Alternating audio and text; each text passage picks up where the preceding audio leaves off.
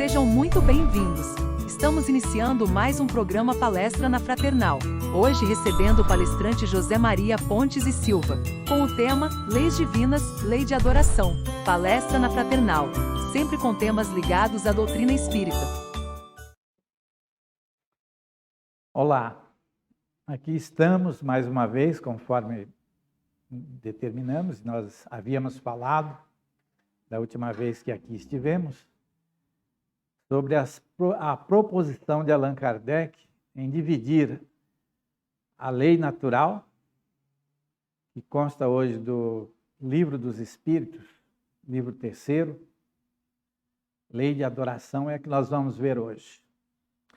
A proposição de Kardec era dividir a lei natural, lei de amor, em 10 palestras, a fim de que houvesse uma facilitação dos estudos dessas leis de Deus. Temos que nos lembrar de que o ensinamento dos Espíritos é universal. Em cada planeta, vamos dizer assim, em cada região em que habitam os Espíritos, naturalmente existe a cultura própria, essas pessoas se desenvolvem, e de acordo com essa cultura tem que haver uma adaptação para o meio que se desenvolveu entre eles. Então é isso que faz com que venhamos a entender melhor a doutrina dos Espíritos com a própria proposição de Allan Kardec. E foi aceito pelos Espíritos. E hoje, então, nós vamos ver lei de adoração. Depois tem a lei do trabalho, que será no próximo mês, e assim sucessivamente, até as 10 leis complementares da lei de amor que nós nos referimos na última palestra. Então, aqui há uma referência no primeiro item, finalidade da adoração. Então, o que é adorar alguma coisa? Se desenvolveu na nossa sociedade um conceito bem amplo, muito interessante. Quando se ouvem, por exemplo, frases, eu adoro fulano, eu adoro ciclano, eu adoro o meu filho, eu adoro a minha filha. Então, o verbo adorar tornou-se muito conhecido e muito amplo por esse conceito que se desenvolveu no ambiente da sociedade. Então, qual seria o conceito de adoração segundo a proposição de Allan Kardec? Segundo o espírita deve entender. Portanto, a adoração é a ligação com Deus. Então, se você faz uma prece, automaticamente você está adorando a Deus. Quer dizer, o conceito é um pouco diferente. Porque no Espiritismo não existe o verbo adorar dentro do preceito que se desenvolveu dentro do conceito no ambiente da nossa sociedade. Não é só a palavra adoração, existem muitas outras palavras que no ambiente espiritista ela se modifica um pouco, e na medida em que o espírita vai obtendo conhecimento, ele vai percebendo. Portanto, adorar a Deus é pensar em Deus, é nos integrar com Deus. Hoje nós já sabemos que o grande objetivo nosso, da sociedade humana, é fazer com que o homem se apresente a Deus, ele passe a entender Deus. À medida em que ele evolui através das reencarnações, através do largo período de vida no mundo dos espíritos, de forma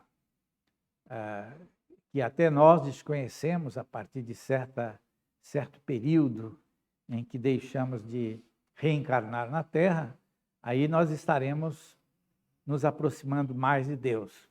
Mas essa aproximação, que se constitui a adoração, é a aproximação do pensamento.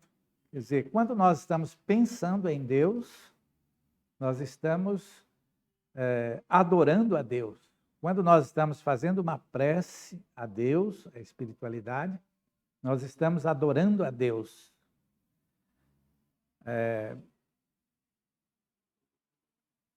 Nunca houve povos desprovidos do sentimento de adoração. Kardec fez essa pergunta. Não, nunca houve povos desprovidos desse sentimento, porque todas as criaturas aprenderam a adorar a Deus.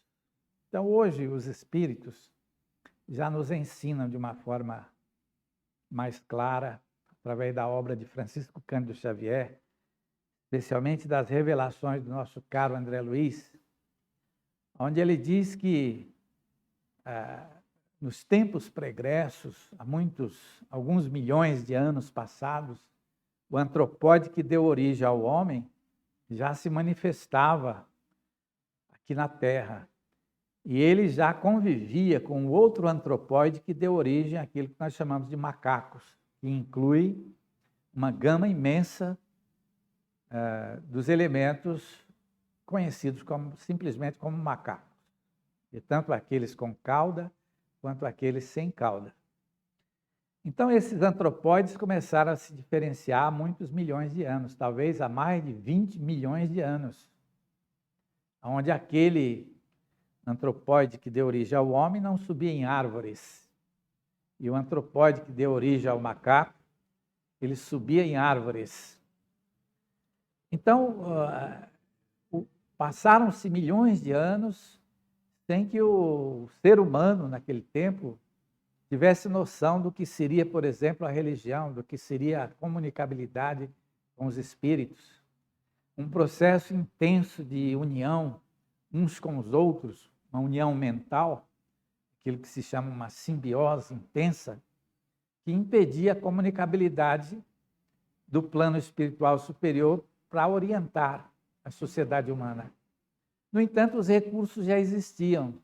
A aura, todos nós conhecemos hoje, já existia nesses seres. No entanto, até a comunicabilidade através da aura, foi necessário que passasse muito tempo a fim de que ela fosse utilizada, mas foi o primeiro recurso dos espíritos. Foi utilizar a aura para transmitir por intuições as instruções para o ser humano. Então, o que acontece? Eles criaram as primeiras religiões, muitos milhões de anos depois, na medida em que surgiam médiuns nas comunidades dos tempos primitivos, esses médiuns se comunicavam eventualmente através de recursos mediúnicos, veja bem, através de recursos da aparelhagem mediúnica, não através da aura. Da aura já havia muitos milhares de anos que era utilizada para que eles recebessem intuições. Aí sim, já começaram a surgir os recursos mediúnicos através da aparelhagem orgânica para que eles pudessem, então, manter o contato com os espíritos. Mas como sempre foi um ambiente muito democrático, que Deus concedeu ao homem com liberdade plena de pensamento, essas comunicações começaram a se intensificar, porque aparecia, por exemplo, hoje um espírito se comunicava com determinado médium que surgiu em certa comunidade. E lhe dava o nome, a liberdade era total, tanto dos médiuns quanto dos espíritos. E aí, essa liberdade fazia com que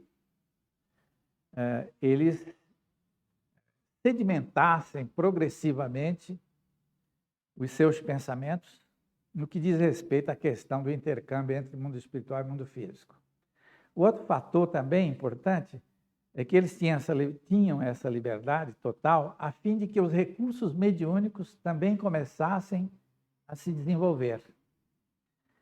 E todas as criaturas dos tempos primitivos se iniciaram desta forma, em todos os continentes, em todas as regiões da Terra. Portanto, nós podemos admitir de que haviam diferentes características desses fatores, mas o desenvolvimento sempre foi o mesmo, essa comunicabilidade com os espíritos.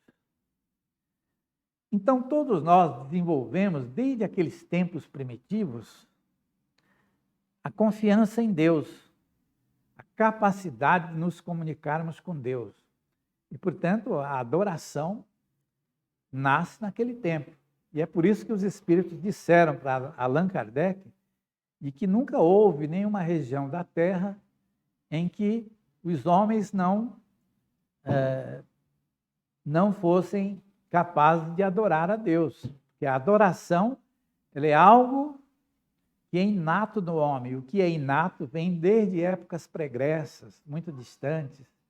Nós estamos aqui há muitos milhões de séculos e, portanto, foi se acentuando os nossos costumes e de tal maneira que hoje faz com que os espíritos nos digam de que nunca houve uma comunidade em que não houvesse esse fator de grande importância, que é o fator adoração.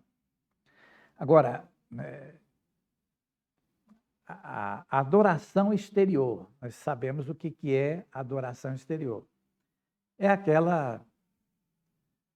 aquilo que os nossos irmãos de algumas religiões ainda hoje utilizam, ou seja, ainda há resquícios da adoração exterior. No tempo que o homem era primitivo, ele começou a utilizar os recursos mediúnicos sem saber o que estava fazendo. Ele era um homem ignorante, sem nenhuma informação, e era permitido por Deus, pela espiritualidade, para que ele utilizasse esses recursos e se desenvolvesse, portanto, a aparelhagem mediúnica nos médiuns que surgiam, para que no futuro eles se instruíssem e racionalizassem os seus pensamentos. Então aí surge, antes das primeiras religiões primitivas, surgem, portanto, as religiões muito antigas, que a religião é um fenômeno interessante. Os espíritos nos ensinam de que a religião sempre surgiu e ela sempre desapareceu, porque o homem vive muito pouco tempo na Terra, 80, 90, 100 anos, tempo insuficiente para perceber mais claramente de que as religiões surgem e depois desaparecem. Enquanto umas tendem a desaparecer, outras vão sendo criadas. Elas se desenvolvem, geram frutos benéficos de grande importância para a sociedade humana e depois desaparecem. No entanto, a adoração exterior é algo que tem sido comentado por elementos que se encontram nas mais diversas correntes do pensamento religioso e filosófico, mas nós temos agora, através das informações, das revelações da obra de Francisco Cândido Xavier, algumas informações que nos auxiliam a entender melhor por que os espíritos, de certa forma, demonstram e às vezes até se comunicam fazendo solicitações do culto exterior. Então, Kardec fez um pequeno estudo e concluiu de que não há necessidade absolutamente da existência dos cultos exteriores. A verdadeira adoração é a do coração. Quer dizer, a verdadeira adoração a Deus é aquela em que nós emitimos o pensamento, começamos a refletir sobre Deus, e aquilo faz com que o sentimento de gratidão se estabeleça normalmente em nossa mente, para que venhamos a reconhecer os acontecimentos que nos trouxeram alegrias. Então nós vamos nos habituando a adorar a Deus desta forma. Mas o culto exterior, os rituais, ele concluiu de que seriam extremamente desnecessários. É evidente que o culto exterior, quando não há um simulacro, ou seja, quando não há a intenção de agir de forma incorreta relativamente a Deus, ele pode gerar benefícios. Mas os Espíritos nos garantem de que Deus prefere que a adoração seja feita através do coração, ou seja, através do pensamento. Portanto, eles nos ensinam também de que a adoração a Deus, quando se fala em adoração a Deus, não que Deus queira que somente Ele seja adorado, que as criaturas, de um modo geral, sejam objeto da atenção, do amor, do respeito profundo, do entrosamento social. E, portanto, adorar a Deus e as suas criaturas. Quer dizer, essa é a forma ideal de se adorar a Deus sem cultuar os ritos exteriores. Hoje os espíritos nos ensinam, através da obra de Francisco Cândido Xavier, de que os recursos magnéticos se encontram nos nossos organismos, nos organismos biológicos de um modo geral.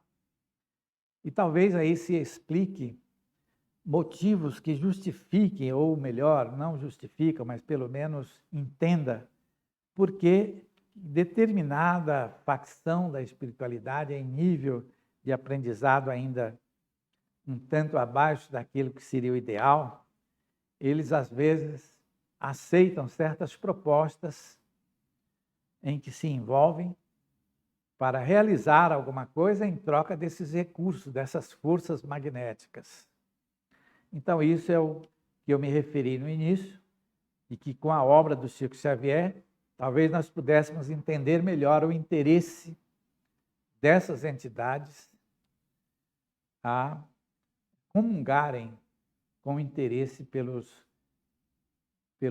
sangue, pelas vísceras dos animais que são destinados a aplacar a fúria dos deuses, ou seja, dos espíritos.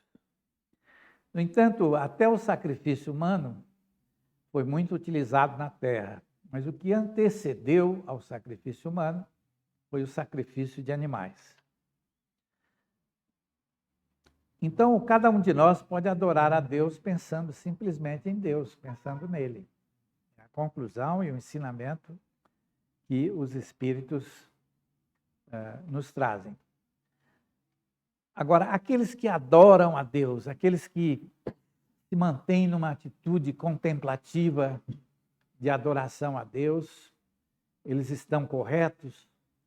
E os espíritos respondem, não, eles não estão plenamente corretos. Quer dizer, no tempo de Kardec, ele já recebe essa informação importante.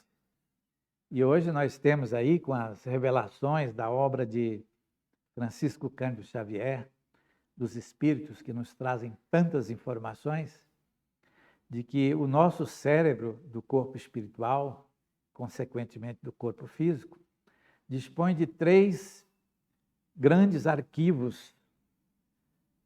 E esses arquivos estão no córtex encefálico, estão aqui na região frontal, segundo arquivo, que é um dos mais importantes, que é o arquivo em que a humanidade utilizou apenas cerca de 10%. É o arquivo onde irão se acumular todas as aventuras da prática do bem do ser humano, que hoje é muito pouco utilizado ainda. E um outro arquivo que fica na região, após a região parietal, aqui na região de trás da cabeça. E quando o elemento se empenha na contemplação de Deus constantemente, ele evidentemente gera uma condição que pode lhe trazer alguns problemas, inclusive enfermidades. Então, nós temos aí uma ligação, como nós já comentamos aqui em outra palestra,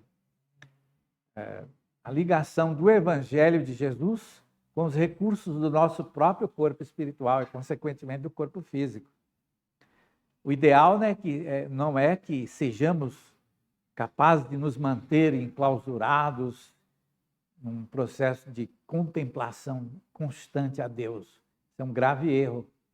Mas sim que nós trabalhemos, que os nossos recursos íntimos sejam desenvolvidos através da atividade dos braços, das mãos e do coração. Então, a prática do bem, a prática da caridade, o serviço em benefício do progresso humano, e isso está perfeitamente de acordo com os recursos espirituais que nós dispomos em nosso próprio corpo espiritual, que é o elemento que está ligado à nossa mente. É o elemento que exterioriza tudo aquilo que criamos, tudo aquilo que realizamos, todos os resultados daquilo que fazemos. Nada ocorre sem que ocorra este fenômeno. Os Espíritos nos ensinam de que para cada pensamento nosso, para cada intenção, existe no nosso organismo espiritual e, consequentemente, físico, uma fermentação química correspondente. Tudo se representa no nosso corpo espiritual e grande parte se representa no corpo físico. Evidentemente que nem tudo se representa no corpo físico, devido às limitações da matéria densa, que foram instituídas desta maneira, a fim de que nós, no período de reencarnação, tivéssemos, portanto, o meio de nos comunicarmos através desses recursos materiais da nossa matéria densa. E aí ele promove, com as suas limitações, as limitações do espírito, que passa a pensar como homem. Kardec faz também um estudo disso. Quando ele retorna ao mundo espiritual, ele toma posse do arquivo informacional que existe na mente, que é aquele que está conectado com esses arquivos do corpo espiritual, do corpo físico e do corpo espiritual também. Aí sim, lá ele se integra com o seu passado, e espíritos elevados, muito elevados, se integram com o futuro e passam a pensar não como homens, mas como espíritos.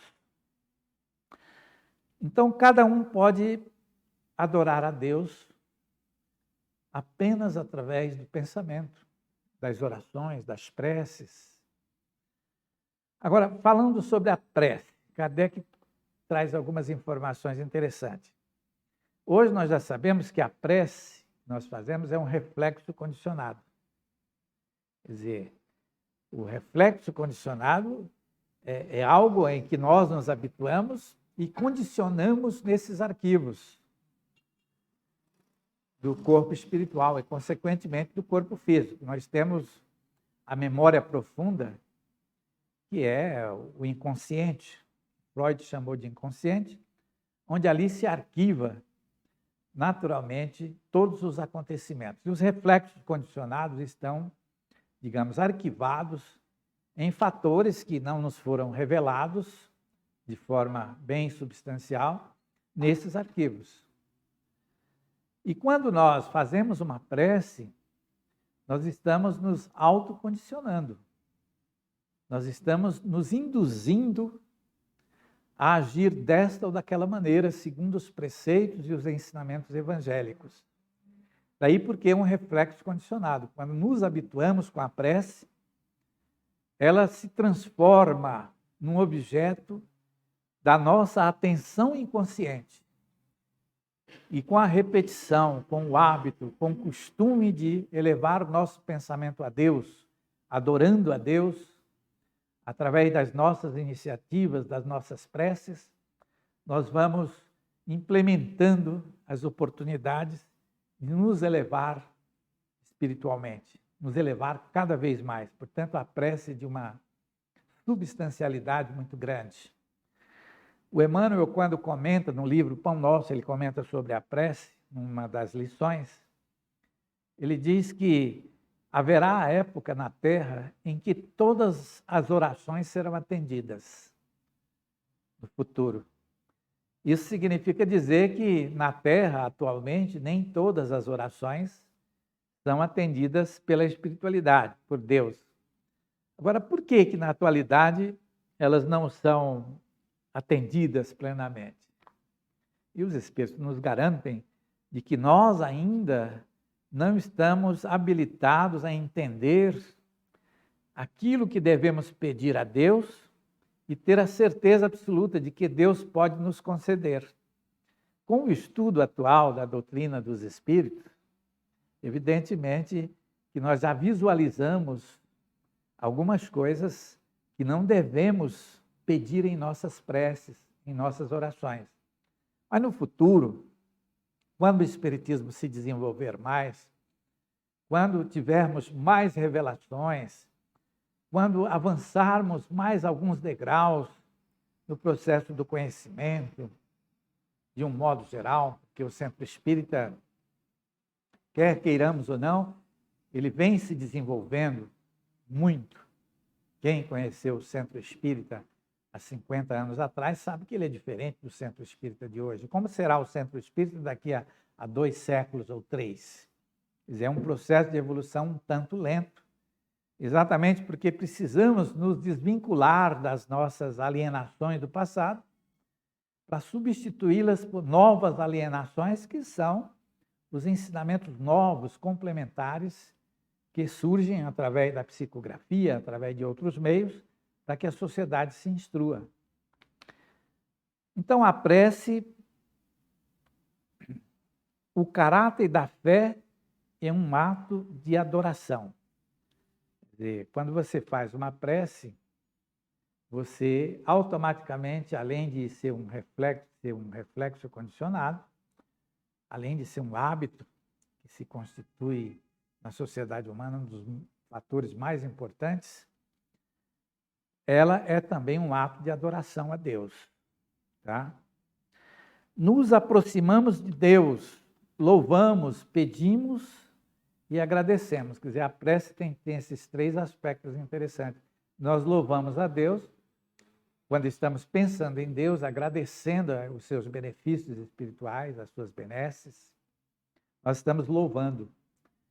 Quando estamos diante de uma situação que nos causou contrariedade, preocupações, sofrimento, nós solicitamos a Deus a proteção para que venha o alívio diante das provações que enfrentamos.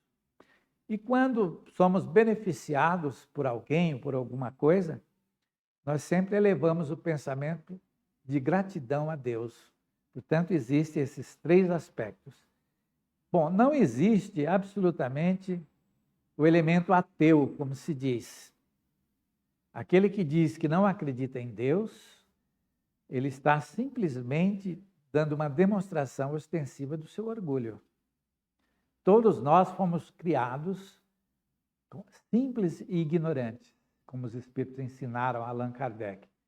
Hoje nós consideramos essa faixa de simples e ignorantes aquela dos tempos primitivos a que nós nos referimos no início, onde ali o homem reencarna, e nas primeiras reencarnações, onde formam as primeiras comunidades primitivas, ele não sabe absolutamente nada, ele precisa aprender a pensar, ele precisa aprender a administrar os impulsos do passado, dos reinos inferiores, que se manifestam em seu pensamento. Então é uma grande responsabilidade, porque agora ele tem um novo destino, se aproximar de Deus. Portanto, vamos ver, tem mais um item aqui que ele faz referência. A essência não é doar muito, mas orar bem. A essência não é orar muito, mas orar bem. Então, o Emmanuel faz a referência de que as nossas preces do futuro serão todas atendidas, quando nós saberemos pedir. Não vamos orar muito, as nossas preces não serão extensas. Não há necessidade disso.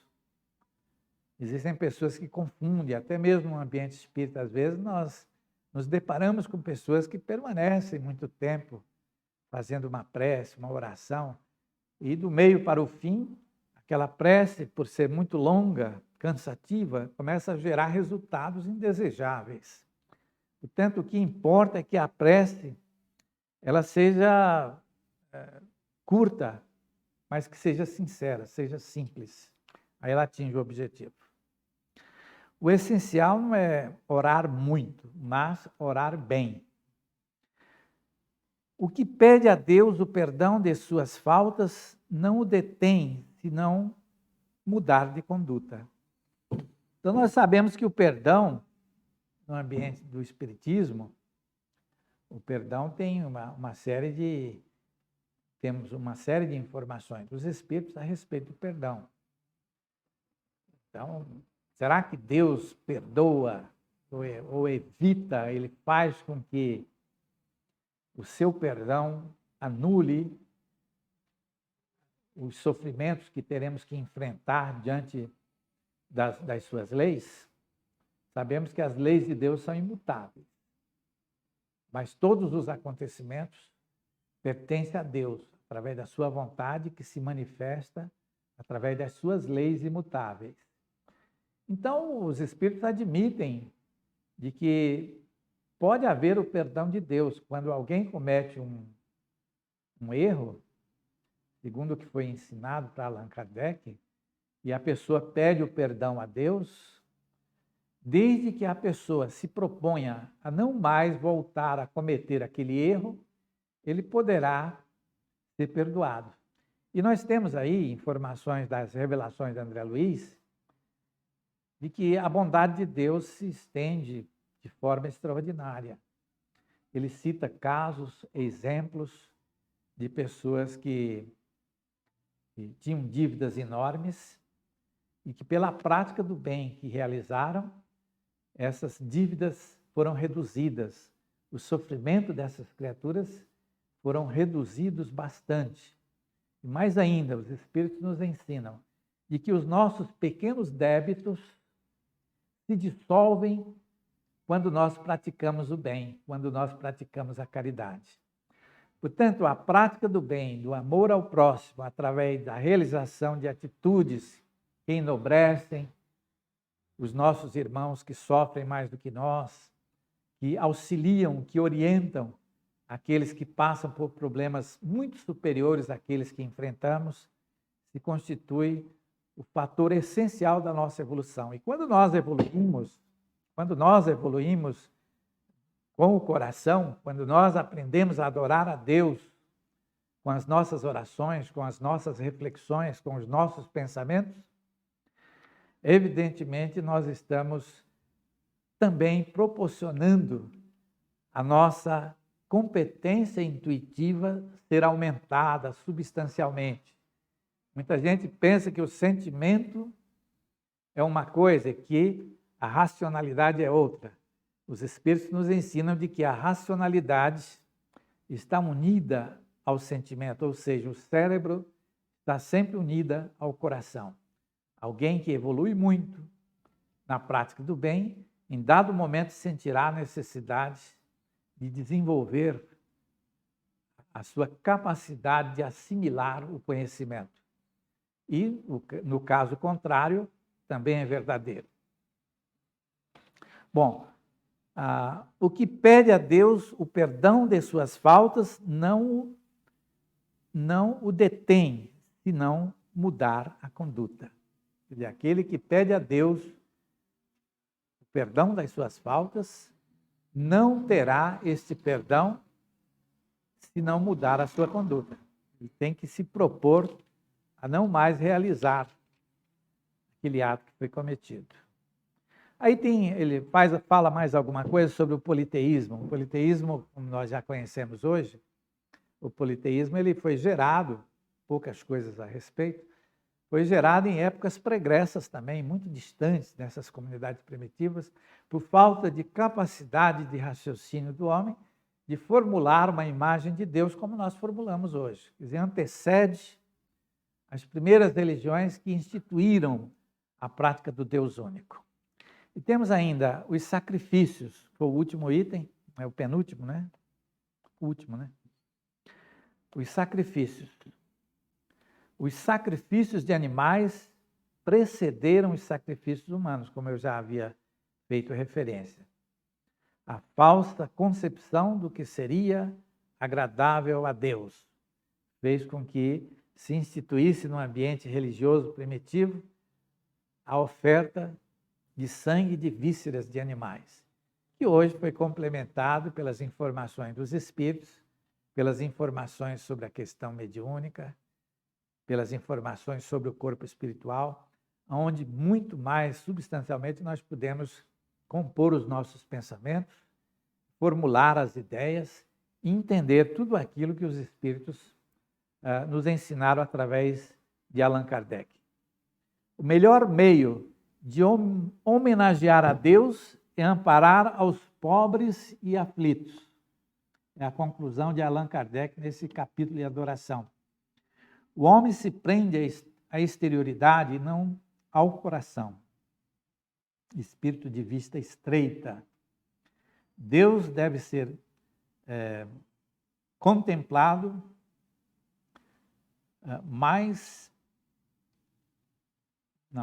Deus deve ser contemplado mais com a forma do que com o plano. O julgamento de cada um de nós, aqueles que se propõem a amar a Deus. Geralmente, os sofredores da terra são aqueles que mais se empenham em desenvolver esta fé, esta confiança em Deus, porque às vezes estão desesperados dentro de certas circunstâncias que se constituem grandes oportunidades a fim de que eles aliviem as suas consciências no retorno ao mundo espiritual. Eu queria finalizar, portanto, aqui, dizendo que nós temos aqui um livro, Corpo Sutil, acho que todos já conhecem, né? Um livro que eu escrevi e que está sendo vendido há uns 2 anos. E nós fizemos um sorteio para Maria Aparecida Pereira da Silva, número 61, né? O DDD, não é isso? Então, este livro será encaminhado para essa senhora pelo correio. E assim nós finalizamos a nossa prece, a nossa palestra, agradecendo pela oportunidade que nos foi concedida. Até a próxima, então. Muito obrigado a todos por suportar a minha presença. Muito obrigado.